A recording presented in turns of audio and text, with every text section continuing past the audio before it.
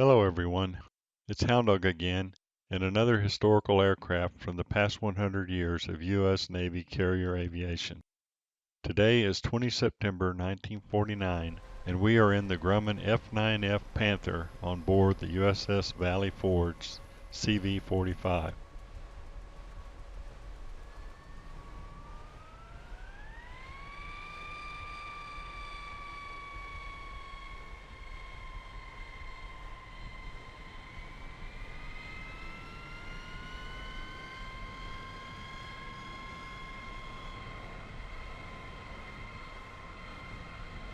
Radio check, 123, 321, radio check. Near the end of World War II in 1945, the Grumman Aircraft Engineering Corporation began to evaluate the development of jet-powered fighter aircraft and entered a competition for a jet-powered night fighter for the United States Navy. The Grumman Model G75 design was similar to the Grumman twin-engine F7F Tiger Cat, but with side-by-side seating for the pilot and radar operator, and was powered by four 1,600-pound thrust Westinghouse J30 turbojet engines embedded mid-wings. The Douglas F3D Skyknight won the competition with a contract issued on 3 April 1946. To ensure no delays to its already aggressive program to acquire more jet fighter aircraft, the Navy's Bureau of Aeronautics also issued a contract to Grumman 1 week later for two Model G75 experimental aircraft designated XF9F-1 in case the Skyknight ran into problems. The Grumman engineers soon realized the G75 design had grown into a large, underpowered, thirsty, and unreliable aircraft. Luckily at the time, Grumman was also working on a separate design for a completely different single-engine day fighter designated the Grumman G79. In an attempt to save the day, Grumman recommended revising the current contract, and in a bureaucratic maneuver, the Navy changed the contract wording to include three G79 prototypes designated F9F Panther. The F9F's all-metal construction fuselage and mid-mounted straight wings were both exactly 38 feet long. The wings folded hydraulically upward to an angle well short of the vertical and had both leading edge and trailing edge flaps. The production Panthers would have 120-gallon fuel tanks permanently mounted on the wingtips. In addition to increasing the Panther's range, these wingtip tanks also improved the aircraft's roll rate. The tricycle main landing gear in the wings retracted towards the fuselage, and the nose wheel retracted backwards, with a retractable tail bumper located in front of the stinger arresting hook. A split perforated air brake was located on the bottom of the fuselage just behind the nose wheel doors. The single pilot sat in an ejection seat under a bubble canopy enclosing a fully pressurized and air-conditioned cockpit. The nose and tail sections of the fuselage were designed to be pulled off for easy access and maintenance. At this time, the British-developed engines were more powerful and reliable than the American turbojet engines, including the Allison J33 and Westinghouse J34. Both the Navy and Grumman looked to the more advanced British Rolls-Royce engines for a suitable power plant. The Panthers would ultimately be powered by a Rolls-Royce licensed Pratt & Whitney J42 turbojet capable of 5,000 pounds thrust and 5,750 pounds boost thrust with water injection.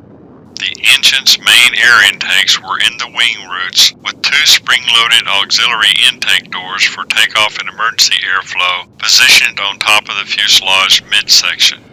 The F9F's top speed was just under 600 miles per hour and had a 6,000 foot per minute rate of climb with a 45,000 foot service ceiling. The Panther was armed with four 20mm cannons fitted in the lower nose and aimed by a Mark 8 computing optical gun sight. The aircraft had four armament pylons under each wing and could carry 1,000-pound bombs on the two inner pylons and six 5-inch high-velocity rockets on the outer pylons. On 21 November 1947, the first prototype took off from the 5,000-foot runway at Grumman's Bethpage, Long Island plant. Grumman's chief test pilot, Corky Myers, found the Panther to be very stable and well behaved. However, the Navy's testing did encounter a problem during the Panther's first arrested landing on a runway at the Naval Test Center at Patuxent River, Maryland, when the sudden jolt to the tailhook pulled off the entire tail section. Grumman reinforced the fuselage and tail section to resolve this issue, and the Panther was finally cleared for flight from aircraft carriers in September 1949.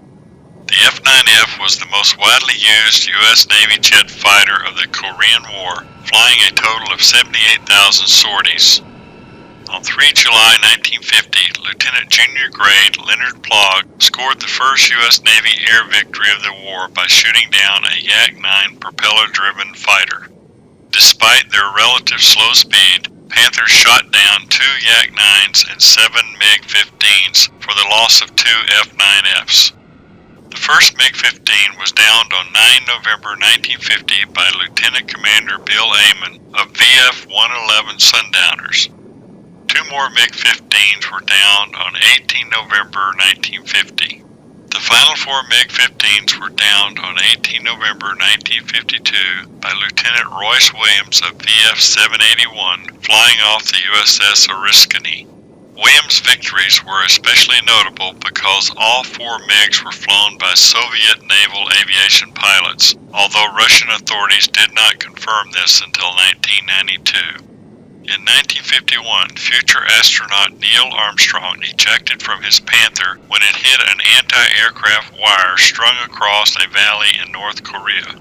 The Panther was a strong and reliable aircraft, as Marine pilots, future astronaut John Glenn and Boston Red Sox baseball all-star Ted Williams would find out when they were both able to return and land their severely battle-damaged Panthers. In spite of the Panther's wartime success, it was now very clear to the Navy that the original concerns with swept-wing aircraft low-speed handling problems during carrier landings were unfounded. The Navy now realized that future carrier-based fighter aircraft would need the 100-mile-per-hour advantage of the new swept-wing designs. Grumman had been considering a swept-wing version of the Panther since 1946, and on 2 March 1951, the Navy issued a contract for a conversion to a swept-wing derivative of the Panther, the F9F Cougar.